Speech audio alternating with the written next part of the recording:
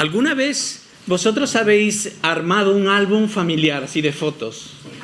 ¿Sí? ¿No? Tú no. Deberías. Yo por eso lo haces tú, sí. Normalmente seleccionamos las fotografías y las ponemos en un orden de acuerdo al criterio de la persona, ¿cierto? Algunos lo ponen el álbum familiar por fechas, normalmente, otros por viajes específicos, etcétera.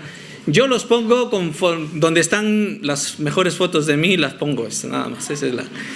Pero me gusta pensar que los evangelios son como álbumes de fotografías que cada autor ha seleccionado con un propósito especial. Es un álbum donde ha seleccionado un orden, ha puesto las fotografías adecuadas y las exactas para transmitir su mensaje, para que cuando las personas vean su álbum, ¿no?, se deleiten y digan, wow, ese lugar tan lindo, etcétera, etcétera. Me gusta pensar de los evangelios así, y pienso que Marcos ha puesto un orden en sus fotografías, en sus historias. Marcos no quiere solamente enfatizar los milagros de Jesús por sí. Él pone los milagros en su evangelio para hablarnos y tratar de demostrarnos quién es Jesús, cuál es su identidad, su autoridad y también el efecto que Él tiene en los discípulos. Hace algunas semanas hemos estudiado la parábola del buen sembrador, ¿verdad? Y ahí el Señor Jesucristo muestra diferentes tipos de terreno, que es el corazón del ser humano. Y hay un tipo de terreno, el último, que da fruto, a pesar de todo, da fruto. Y pareciera que el Señor Jesucristo está empeñado en trabajar en el corazón de los creyentes, de sus discípulos. Está empeñado en convertir su corazón en tierra fértil que dé fruto. Y Él va a poner a sus discípulos en circunstancias difíciles, en pruebas espirituales, para que la palabra sembrada en sus corazones pueda dar fruto,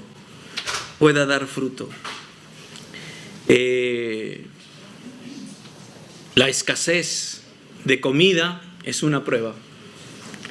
La tempestad en el mar de Galilea es otra prueba. Y también, ¿quién no puede decir que las personas, las multitudes con enfermedades, qué hacer ante esa circunstancia? También es una gran prueba. ¿Han notado que el Evangelio de Marcos, habíamos dicho de que utiliza una técnica del sándwich? ¿Se acuerdan de lo que hablamos en alguna oportunidad, no? Entonces vamos a ver brevemente en nuestras Biblias eso un poquito más. Entonces, Marcos capítulo 6, versículo 30. Quiero que se fijen otra vez aquí el sándwich, ¿ok? Es decir, Marcos empieza contándonos una historia, después cambia de tema y tercero retoma el tema con el que empezó.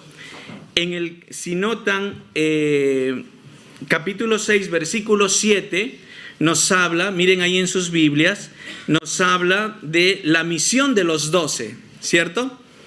Y después hace un recordatorio acerca de la muerte.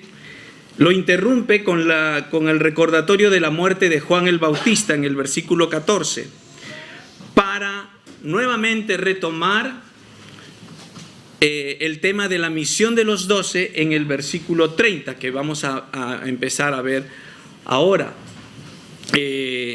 donde los discípulos cuentan cómo les fue en su viaje misionero. ¿Se dan cuenta? O sea, Marcos retoma el tema del viaje misionero de sus discípulos. Ahí tienen el sándwich. Pero ahora la pregunta que nace es: ¿por qué Marcos ha insertado la fotografía de su álbum justo entre la comisión y el retorno de los discípulos? ¿Por qué creen?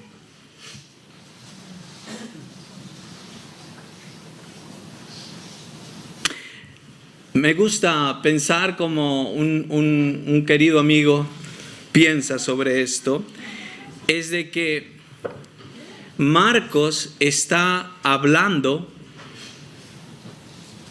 de un tipo de los corazones de la parábola del sembrador. ¿Se acuerdan del tercer tipo en el capítulo 4?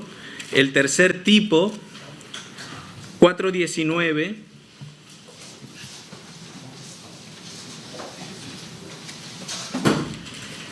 Es interesante darnos cuenta que Herodes, el tema que interfieren entre estos dos lados del sándwich, Herodes es una persona que ha escuchado muy bien la palabra. La palabra de Dios ha sido sembrada en su corazón por Juan el Bautista. Quizás, a ver si me permiten, creo que el versículo 20, perdone que estoy un poco, 6:20, miren lo que dice: porque Herodes temía a Juan, esto es el Bautista, sabiendo que era varón justo y santo, y le guardaba a salvo, y oyéndole se quedaba muy perplejo, pero le escuchaba de buena gana. O sea, Herodes ha escuchado la palabra predicada por Juan el Bautista. Sin embargo, Marcos nos quiere mostrar que este Herodes es el tercer terreno, algo así, ¿no? De que ha llegado la palabra a su vida. Sin embargo, como dice el 4:19 acerca del tercer terreno, pero los afanes de este siglo y el engaño de las riquezas y las codicias de otras cosas entran y ahogan la palabra y se hace infructuosa. Entonces es posible que Marcos ha insertado la historia de Herodes para mostrarnos que la siembra continúa. Hay algunos que reaccionan bien a la palabra y otros no. Vamos a ver 3 historias en este álbum de fotografías. Tres fotografías muy profundas, muy interesantes. No tenemos el tiempo para... ya con una de ellas solamente pasaríamos toda la mañana. Pero está la alimentación de los 5,000, está Jesús caminando en el mar sobre las aguas, y la tercera historia está Jesús curando a todas las personas que vienen a Él buscando ayuda. Jesús, como vuelvo a repetir, está trabajando en el corazón de los discípulos. Quiere que sus corazones sean terrenos fértiles que produzcan fruto. No es fácil, pero por eso le pone estas circunstancias y las anteriores también. La misión misma de ir y predicar es una prueba donde van a encontrar rechazo y qué hacer ante esas circunstancias. Ahora, los discípulos, a través de estas historias, ¿cómo van a reaccionar? ¿Van a reaccionar bien o no? ¿Van a dar fruto o no? Es muy interesante que las historias previas a lo que vamos a ver, los discípulos han visto el poder de Dios en sus vidas. ¿Okay? han visto el poder de Dios. Pero Jesús ahora los pone en nuevas circunstancias, nuevas pruebas. ¿Podrán ellos pasar estas pruebas? ¿Podrán reconocer quién es Jesús en realidad? ¿O seguirán preguntándose como lo hicieron después que Jesús calmó la tempestad en los capítulos anteriores? ¿Quién es este que aún el mar y los vientos le obedecen? Esa es la pregunta que Marcos quiere que nosotros nos hagamos también en esta mañana. Cuando pasamos por pruebas en nuestras vidas, ¿quién es Jesús? ¿En quién nos aferramos? ¿Quién es Jesús? ¿Captaremos el mensaje? Ok.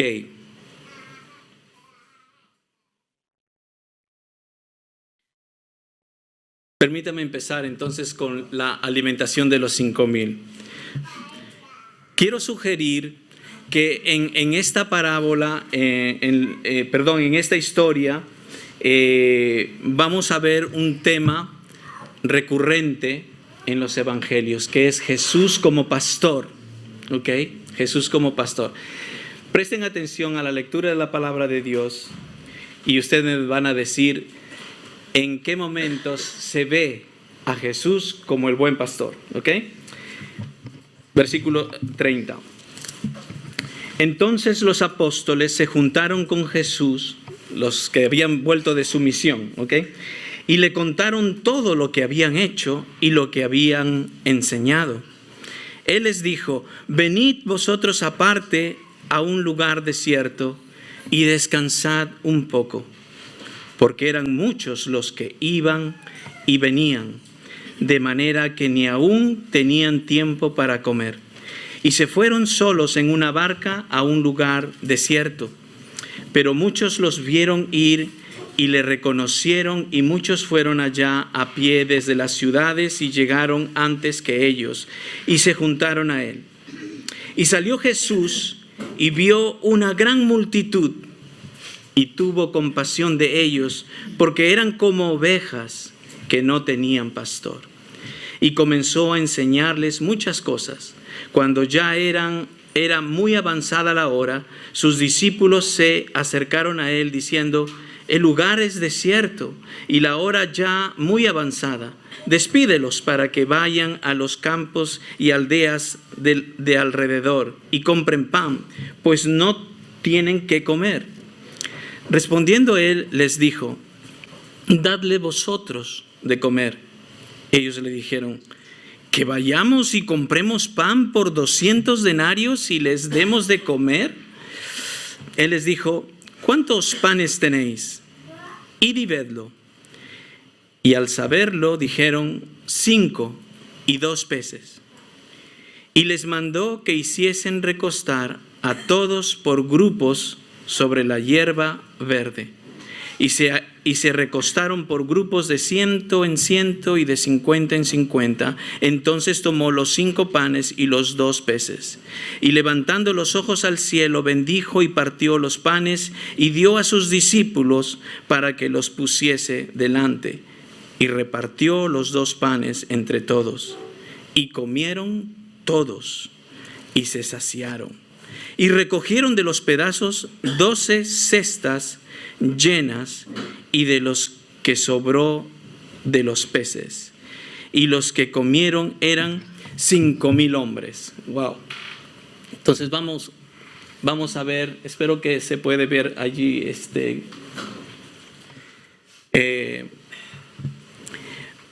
dos cosas quisiera mencionar aquí. Han observado que hay 2 momentos, 2 cosas que se presenta Jesús como buen pastor con 2 grupos de personas. ¿Cuál es el primer grupo de personas?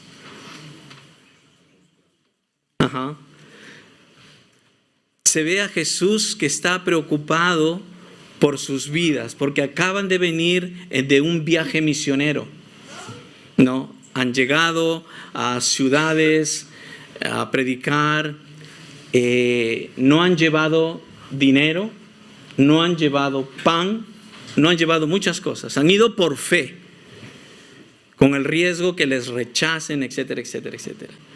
Vienen ellos totalmente agotados y Jesús se preocupa por ellos y les dice: vengan aparte, vámonos a un lugar donde estemos solos para que descansen. Porque dice ahí el texto que iban y venían, la gente, las multitudes venían para que pudieran ser sanados. A mí me encanta pensar en el corazón pastoral de Jesús por sus siervos. Y quisiera brevemente decir una cosa. Las personas que están sirviendo al Señor en nuestra iglesia, aplicándolo para nosotros, hay algunos que están como misioneros a tiempo completo, tanto españoles y tanto personas de otros países que han venido y están sirviendo al Señor de nuestra iglesia. ¿Cuántos de nosotros nos ponemos a pensar en que están agotados, que necesitan descanso? Lo dejo para que meditemos y cómo podemos tener la misma actitud de Jesús para con ellos, orando por ellos, quizás invitándoles una taza de café, quizás diciéndoles: ¿cómo estás, hermano? ¿Por qué puedo orar por ti? Mostrando el carácter de Cristo. ¿No creen que es hermoso que Jesús se preocupa por sus siervos? Él quiere que descansen. El segundo grupo es la multitud.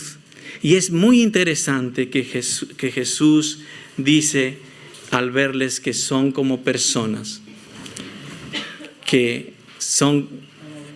como ovejas que no tienen pastor.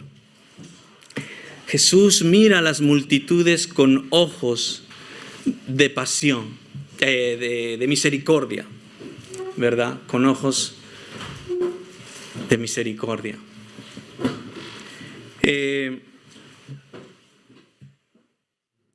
Quiero pensar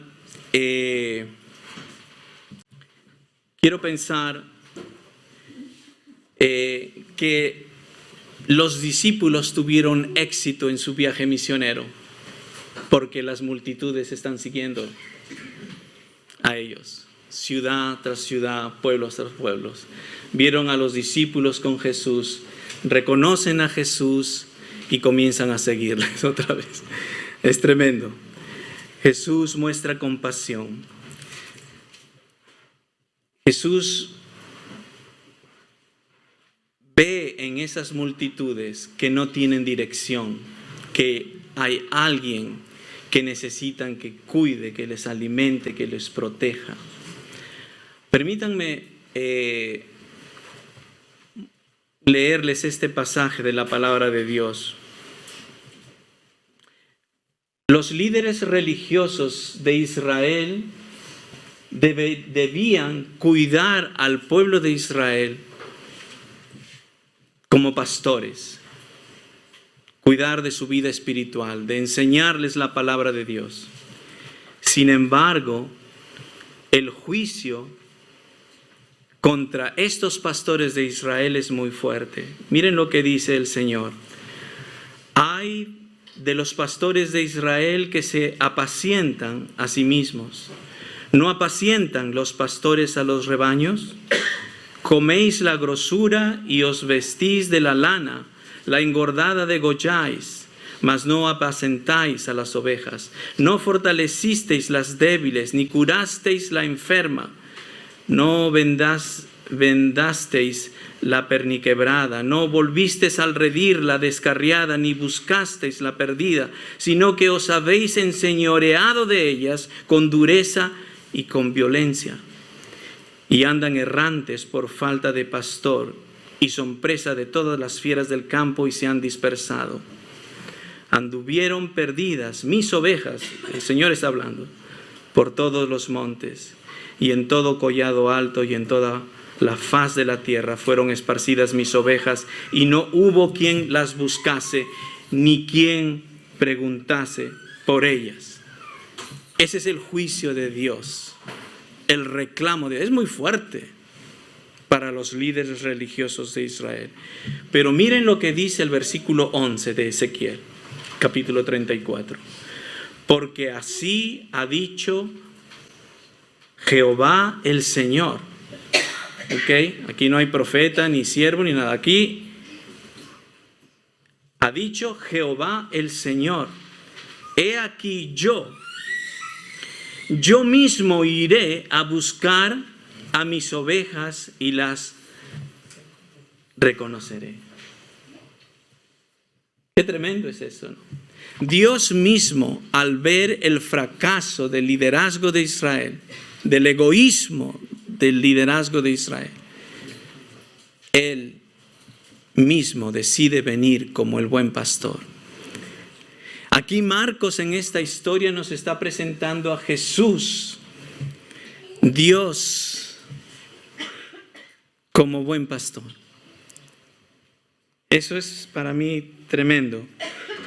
El buen pastor es el que guía, el que enseña al pueblo. Jesús se queda allí con toda la multitud, envía a sus discípulos, pero se queda con la multitud para enseñarles aún más.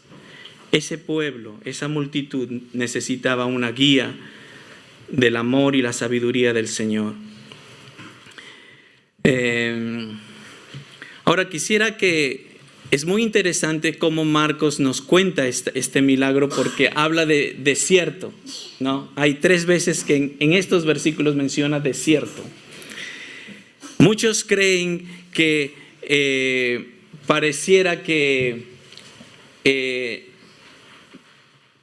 trata de mostrarnos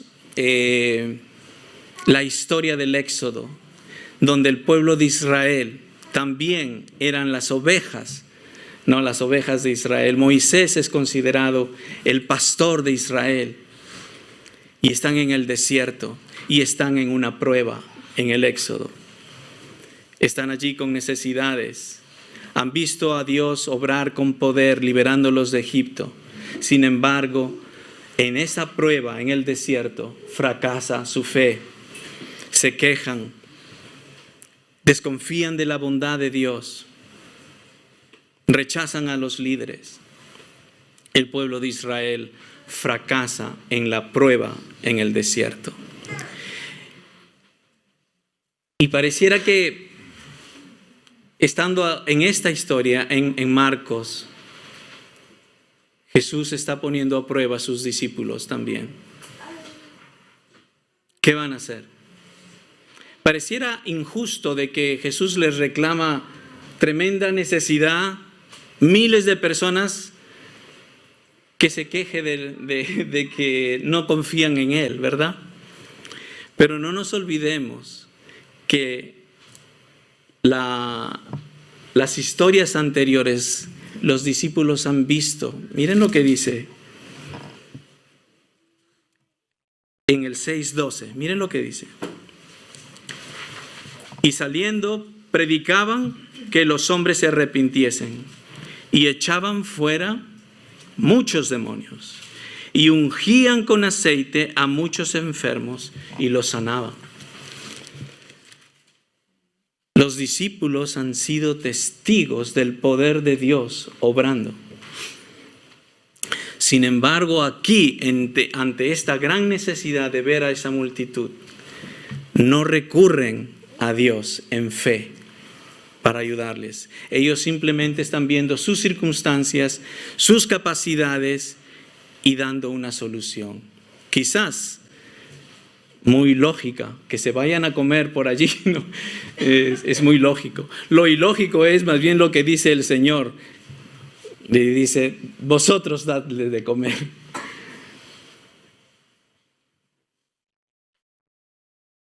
¿Cuánto tienen? 5 panes y 2 peces. Y es que, queridos hermanos, pensando en nosotros,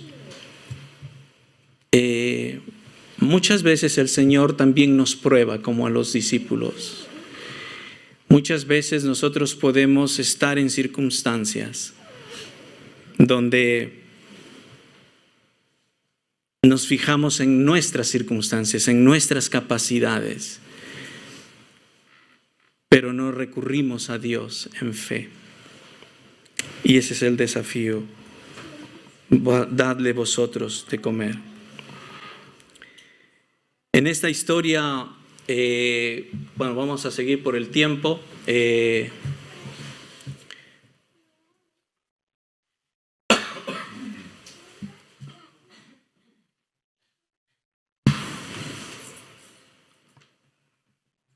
La palabra de Dios nos muestra entonces que el pueblo de Israel fracasó en la prueba en el desierto. Los discípulos también fracasan aquí en el desierto. Pero Jesús es el buen pastor y Él guía a estas ovejas, a las multitudes, a un pasto donde es verde y suple todas sus necesidades. Queridos hermanos,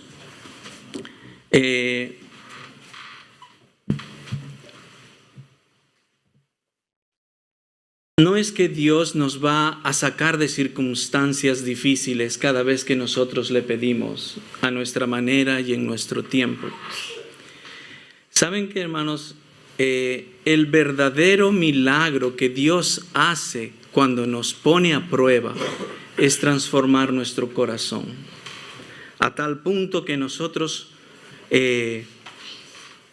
podamos estar en paz, reconocer que Dios, a pesar de nuestras circunstancias, está cuidando de nosotros. Puede que lo que tenemos a nuestra disposición sea poco, pero en las manos del Creador puede multiplicarse de formas inimaginables. Jesús camina sobre el mar. Leemos la palabra. Enseguida hizo a sus discípulos entrar en la barca e ir delante de él a Betsaida, en la otra ribera. Entre tanto que él despedía a la multitud y después que los hubo despedido, se fue al monte a orar. Y al ver la noche, la barca estaba en medio del mar y él solo en tierra. Y viéndoles remar con gran fatiga, porque el viento les era contrario, cerca de la cuarta vigilia de la noche vino a ellos andando sobre el mar y quería adelantárseles. Viéndole ellos andar sobre el mar, pensaron que era un fantasma y gritaron, porque todos le veían y se turbaron. Pero enseguida habló con ellos y les dijo: tened ánimo, yo soy, no temáis. Y subió a ellos en la barca y se calmó el viento. Y ellos se asombraron en gran manera y se maravillaban, por cuanto aún no habían entendido lo de los panes, por cuanto estaban endurecidos sus corazones. Aquí es muy interesante. Uno diría, hace poquito el Señor ha calmado la multitud, ¿cierto? Hace poquito. Y otra vez, como decía, ya bueno, fallaste una vez, vamos a otra pruebita, ¿no? ¿Cómo reaccionan los discípulos esta vez? Igual, ¿verdad? Fracasan nuevamente en su fe. Comienzan a ver sus circunstancias otra vez. No piensan que Jesús puede hacer algo, puede intervenir. Es muy interesante lo que dice Marcos al final de este pasaje, en el versículo 52, porque su corazón estaba endurecido, dice. ¿Qué quiere decir eso? Como el terreno donde cae la semilla y vienen los pájaros y se lo llevan. El terreno es un camino, está endurecido, no penetra la semilla. Pareciera que Marcos nos está diciendo que la palabra del Señor no está teniendo, ¿cómo decir? No está reaccionando, o sea, el corazón lo rechaza, tiene dudas o no lo sabe apreciar y no lleva fruto su corazón. ¿Cómo es que nosotros los cristianos podemos llegar a esa situación espiritual?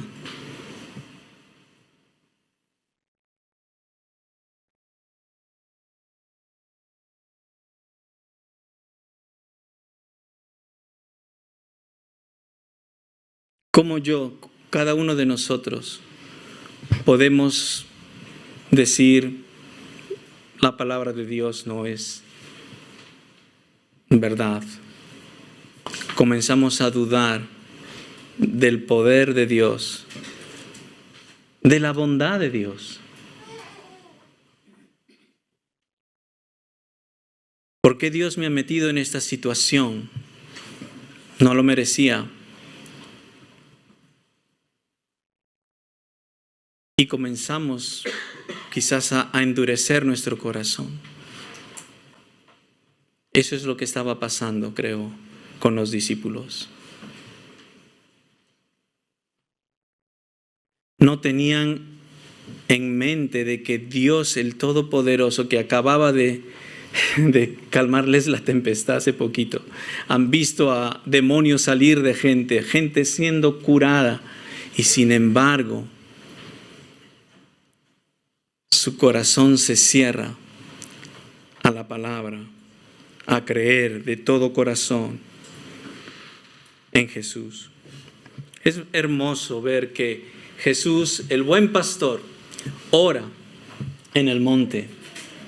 No se nos dice el contenido de la oración de Jesús, pero seguramente agradecía a Dios por la multitud, por haber alimentado una gran multitud. Quizás oraba para que los discípulos puedan crecer y mientras están viendo a Él obrar, que pueda su corazón transformarse en un corazón fértil y no sigan teniendo un corazón endurecido.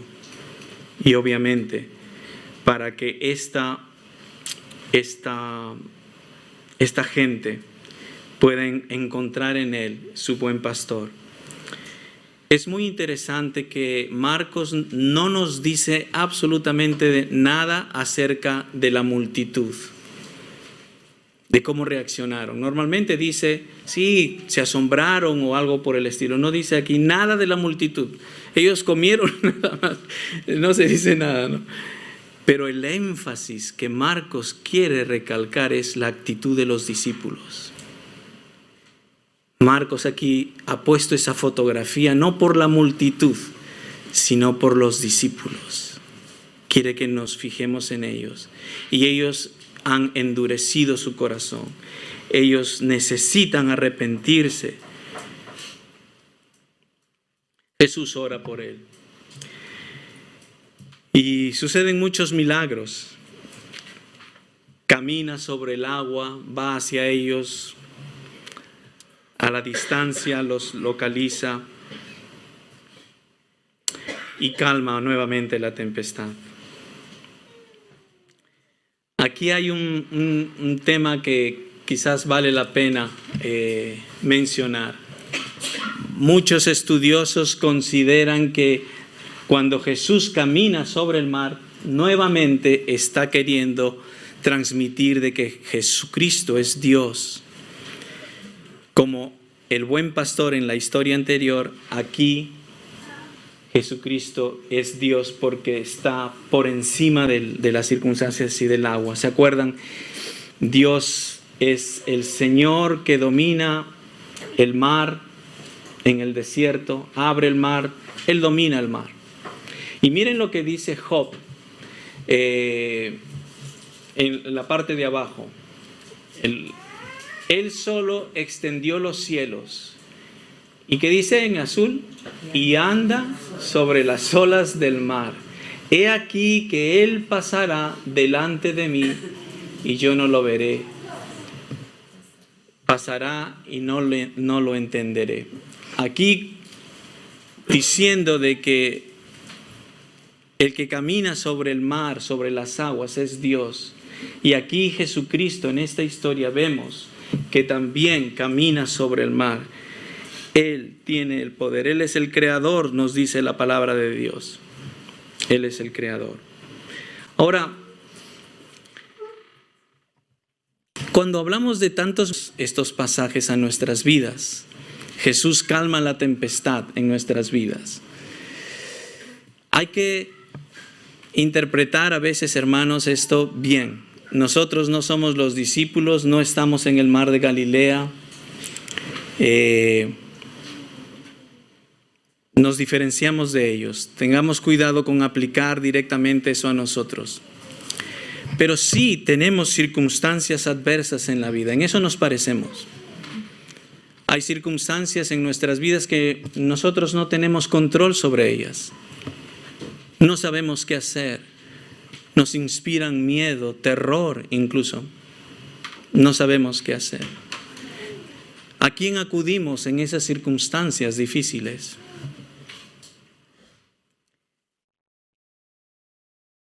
Quiero animarles a mirar a Jesús. Él nos prueba, nos expone a situaciones complicadas y difíciles.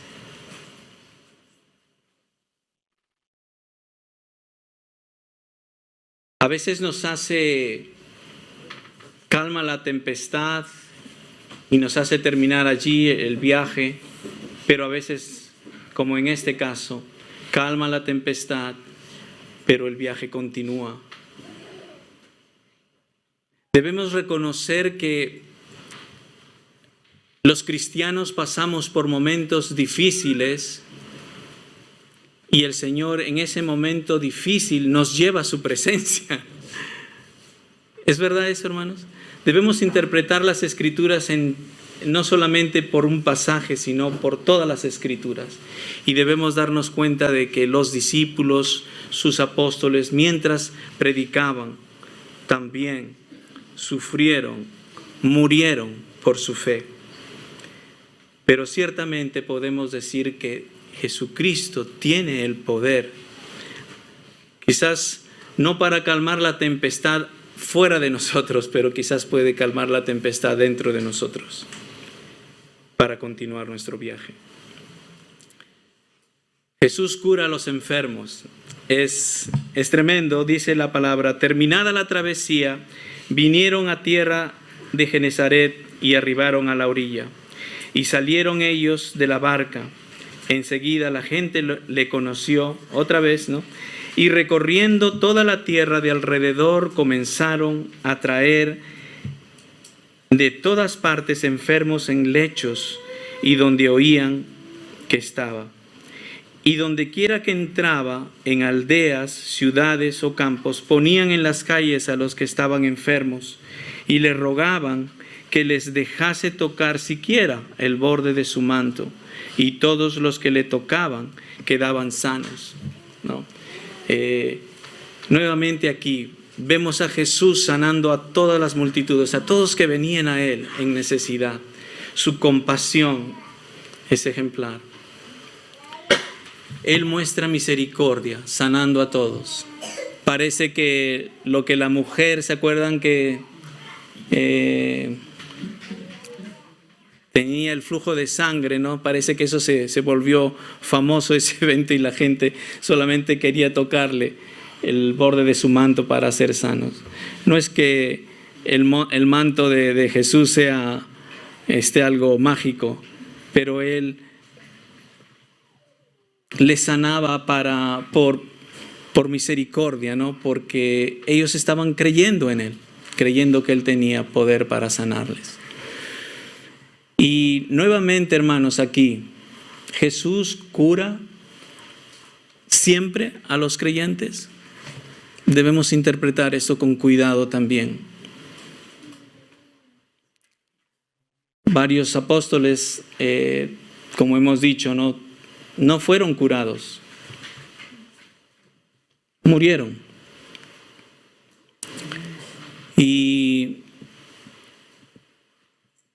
Pero los milagros que nos cuentan los evangelios es para reconocer quién es Jesús, su identidad, su poder, su misericordia, su gracia. Jesús tiene el poder para curar cualquier enfermedad. Cada vez que me acuerdo en una oportunidad que fui a una iglesia donde hacen mucho énfasis en la sanidad, ¿no? Y están gritando, ya pueden imaginar eso, echando demonios y todo. Y me habían invitado a predicar a esa iglesia y el pastor, después de haber levantado a todos estaban allí muy eufóricos y querían orar por los enfermos. Y como yo era el predicador invitado, me invitó para orar por los enfermos.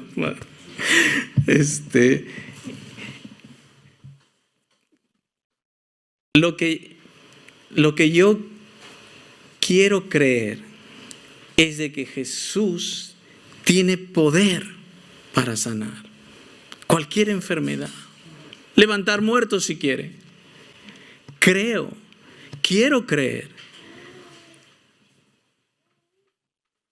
pero también debo creer en sus planes para nuestras vidas.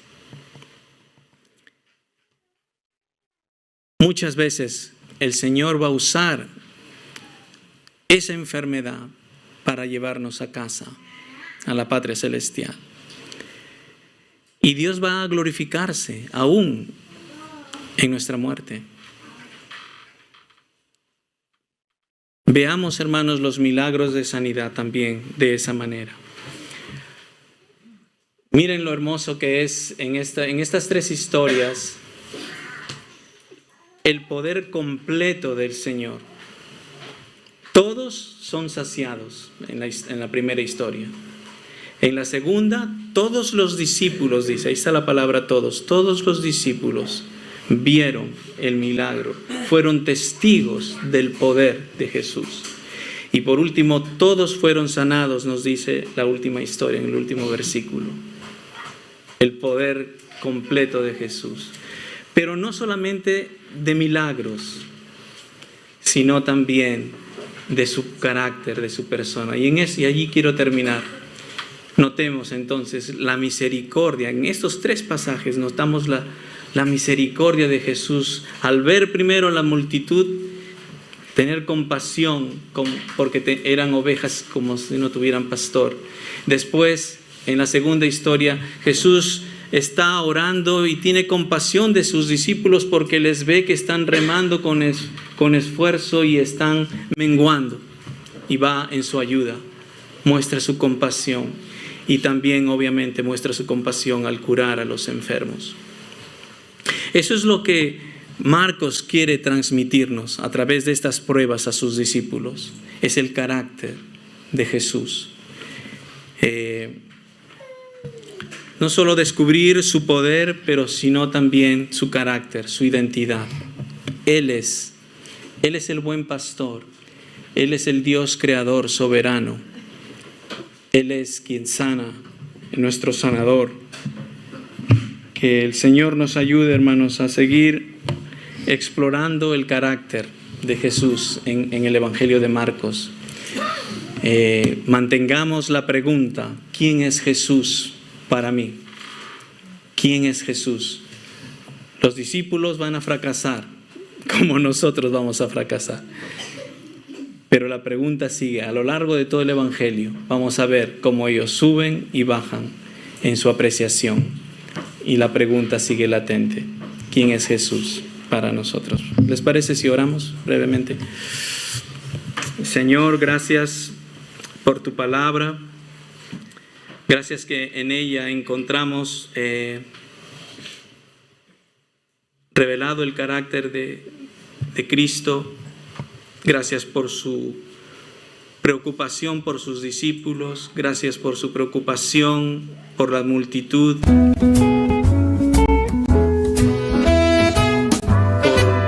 haber sanado a tantas personas, mostrando tanta misericordia.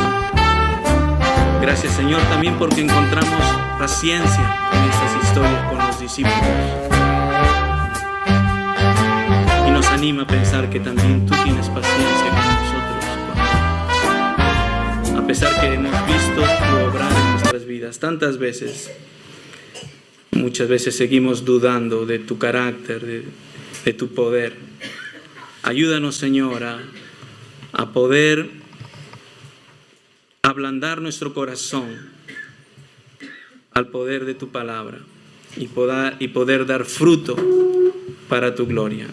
En Cristo Jesús. Amén.